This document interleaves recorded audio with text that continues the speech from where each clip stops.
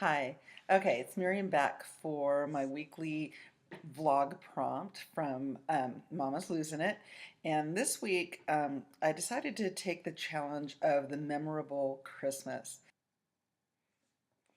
I thought this was a big challenge just because being that I'm Jewish, I've not really grown up celebrating Christmas. I thought, well, rather than memories around the tree and making stuff up that just never happened, there was one incident that really came to mind and still stays there. So I thought I'd share that with neighbor kids who were her best friends, Maddie and Alex, that they came and spent the night. I made them waffles and we were kind of celebrating with them. I said, so you guys just had Christmas. Did you guys get lots of presents?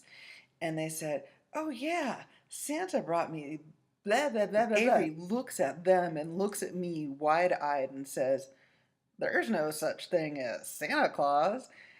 Okay, I wanted to crawl under the frickin' table at that moment. And I pulled her aside and I said, you know what? We don't believe in Santa Claus, but there isn't one. Yes, I understand that, Avery. There is no Santa Claus.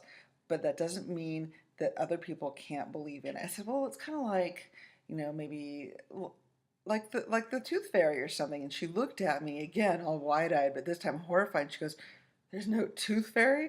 And I'm thinking to myself, oh shit. Did I just say there's no tooth fairy?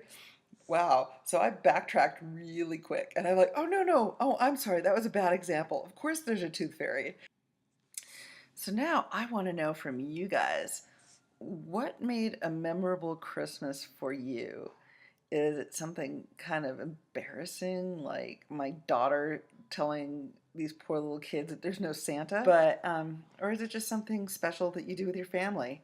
Um, or do you work? Tell me what your tradition is. I'm very curious, and I'd love to hear your comments. Thanks so much, and we'll talk to you next week.